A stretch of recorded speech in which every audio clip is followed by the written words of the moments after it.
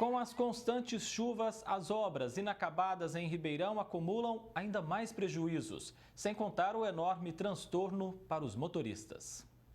No cruzamento das avenidas Independência, 9 de Julho e Presidente Vargas, a obra do túnel está parada há 10 meses por causa do rompimento do contrato com a antiga construtora. As consequências dessa situação são muitas, como é o caso da estrutura exposta à chuva, escavação cheia de água e os ferros de sustentação correndo risco de corrosão. Se você largar muito tempo, o processo de corrosão, de ferrugem dessa armadura pode comprometer a estrutura do que já está feito. E aí pode obrigar a nova empresa que vier a ter que gastar um dinheiro muito grande com algum reforço na estrutura ou até demolição do que existe para fazer novo. Então não pode deixar desse jeito. É necessário a prefeitura fazer alguma espécie de pequena obra para proteger aquilo que já foi feito, para não se gastar mais ainda com a nova empresa, tendo que fazer aí uns trabalhos a mais que poderiam ser desnecessários. Existem também os prejuízos indiretos que atingem os ribeirão-pretanos no trânsito. Gastam mais tempo para chegar no local de destino, mais combustível e sem contar o risco de acidente com essas obras paradas. A gente fica meio sem parâmetro, né? Porque como uma avenida principal, então a gente sempre tem ela como, vamos lá, sair do trânsito. E com as obras a gente fica bastante difícil. Tanto é que a gente vê que em muitos pontos existem grandes congestionamentos e lentidão que poderiam ser evitados com uma sinalização mais eficiente ou com a colocação de agentes em pontos estratégicos, sinalizando e facilitando a vida do condutor. E tem outra preocupação dos vizinhos, a saúde pública. Água parada e mato, tudo que o mosquito da dengue gosta. A minha filha pegou dengue porque ela trabalha aqui perto. E outras pessoas também que trabalham por aqui pegou dengue. E seria necessário uma vistoria, uma limpeza, uma atenção melhor, porque assim, tem muitos moradores por aqui, é um lugar de muito acesso, é um lugar que a gente usa muito para transitar, mesmo a pé. Isso daí é um descaso, faz tempo que isso aí, já era para estar pronto. A gente tem que tomar cuidado, olha onde eu atravessei por aqui, foi difícil chegar. Eu acho lamentável, né, porque o prefeito resolveu fazer várias obras ao mesmo tempo e nós estamos assim, né? E quem vai pagar isso? Somos nós. Outros endereços de obras paradas em Ribeirão também causam revolta. Na Avenida Mogiana com a Brasil, teve início a construção de um viaduto que virou um canteiro abandonado. Um pouco mais à frente, outro na Avenida Tomás Alberto Otteli. Nesse caso, há poucos dias houve a concorrência pública para contratar a nova empresa que vai continuar os trabalhos. E a previsão de recomeçar é mês que vem.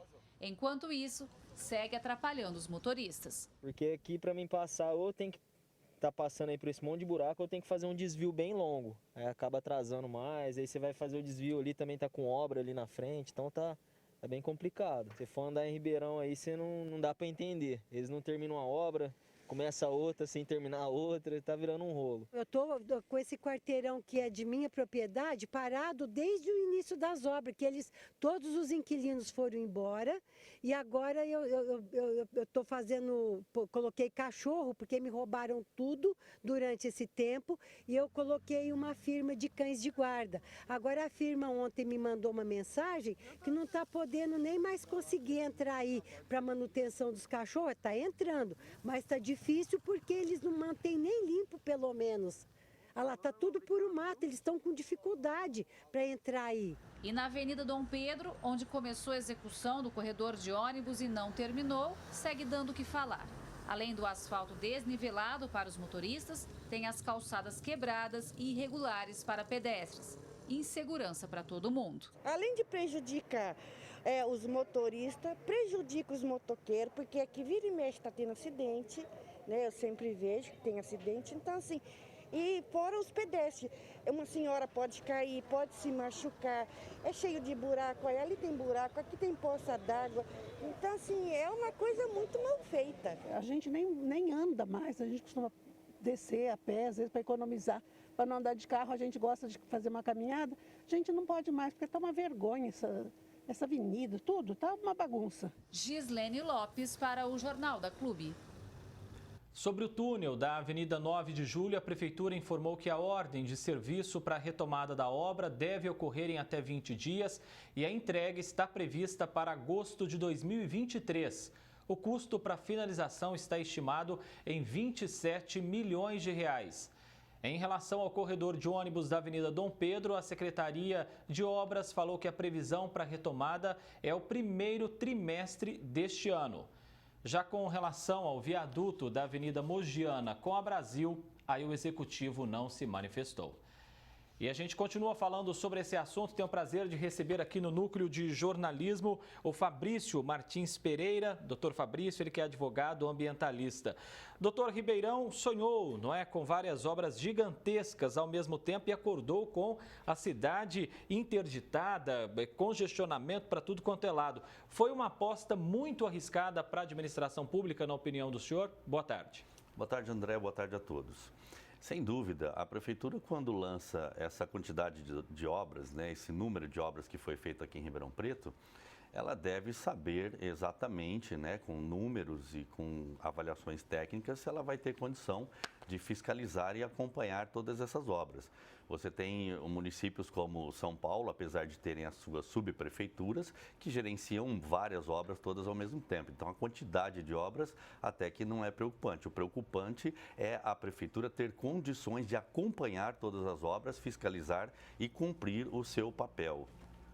E essa situação poderia ser amenizada de que maneira então, doutor?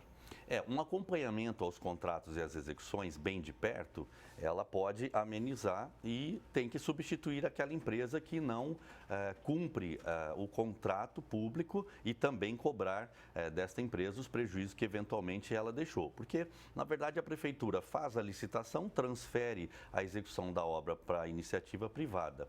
Um problema grave que tem acontecido no Brasil, André, na verdade é que as empresas colocam um valor um pouco mais baixo na sua proposta, justamente para vencer a licitação, imaginando que depois ela vai pressionar o poder público a firmar com ela um aditivo contratual, justamente para aumentar aquele percentual que a lei permite e chegar ao preço real da obra. Isso é uma manobra do jeitinho brasileiro, precisa acabar com isso. As empresas precisam dar o valor correto e os aditamentos aos contratos têm que ser feitos somente se houver extrema necessidade, porque quando ocorre uma situação peculiar, que é o caso que está acontecendo não somente com Ribeirão Preto, mas com o mundo todo, de você ter aumentos de produto, aumento do aço no Brasil e etc., provavelmente provocado em razão da crise, da pandemia toda, então o contrato público ele não comporta acrescentar mais nada, além simplesmente do que os reajustes dos preços dos materiais a serem utilizados na obra. Doutor Fabrício Martins Pereira, advogado ambientalista, muitíssimo obrigado, doutor, pela sua presença aqui no Jornal da Clube. Obrigado.